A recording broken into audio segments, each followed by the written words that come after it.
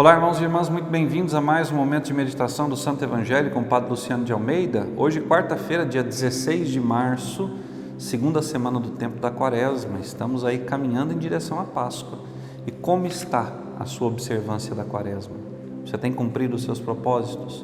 Tem se dedicado à oração? Tem jejuado, feito sacrifícios? Tem ajudado os necessitados? Vamos ouvir a palavra de Deus, que ela nos ilumine e nos ajude a cumprirmos os nossos propósitos. Eu te convido a abri-la no Evangelho de Mateus, capítulo 20, versículos de 17 a 28. Naquele tempo, enquanto Jesus subia para Jerusalém, ele tomou os 12 discípulos à parte e durante a caminhada disse-lhes: Eis que estamos subindo para Jerusalém, e o Filho do Homem será entregue aos sumos sacerdotes e aos mestres da lei.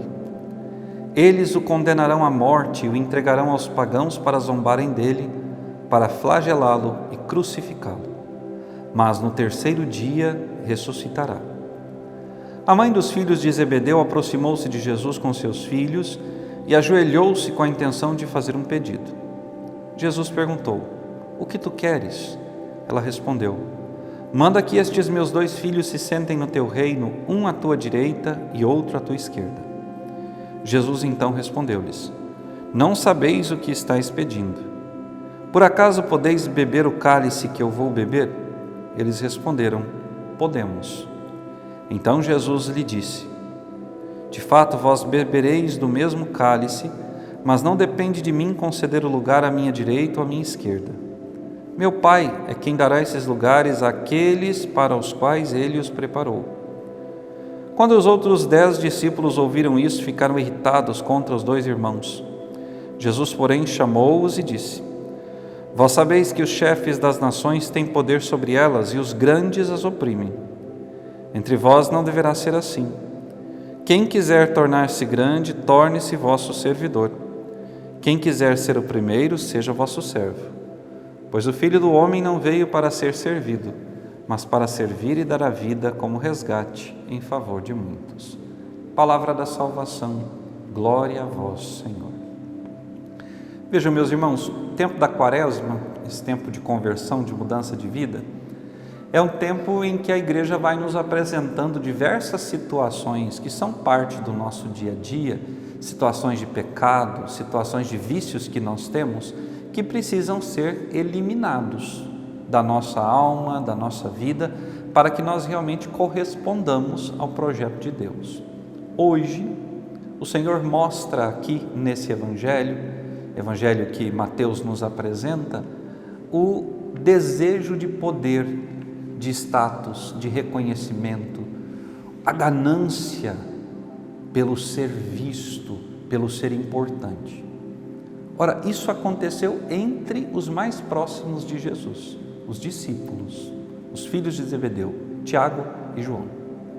Se isso aconteceu entre aqueles que viram, ouviram, comeram, dormiram ao redor do Mestre, que participaram dos grandes milagres, imaginem, meus irmãos e minhas irmãs, se isso não aconteceria entre nós miseráveis pecadores. É claro que acontece.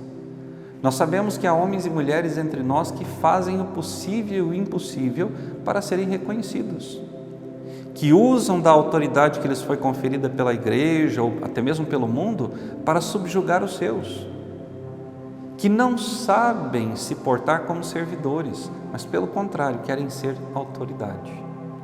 A autoridade, meus irmãos e minhas irmãs, diante da comunidade, diante da família, diante dos amigos e do mundo, a autoridade não se ganha, a autoridade se conquista. Não é porque eu fui eleito coordenador de um movimento, de uma comunidade ou de uma pastoral, que eu sou maior, melhor que os outros e tenho o direito de subjugá-los. Não. Na igreja, poder é serviço. Como é que se apresenta o Santo Padre, o Papa, nos seus documentos? Ele falando de si. Por exemplo, Francisco, servo dos servos de Deus. O Papa está no topo da hierarquia católica, mas não é melhor que eu, não é melhor que o Ezequiel que está aqui comigo, preparando, toda essa nossa gravação, não é melhor do que a Dona Mariazinha que frequenta a igreja, que é analfabeta. Não, o Santo Padre é cristão como nós, o que difere de nós na sua vida, a missão que o Senhor lhe confiou. Uma missão de muita responsabilidade. Mas nós somos todos iguais. Santo Agostinho dizia ao povo em Hipona: para vós eu sou bispo, convosco eu sou cristão.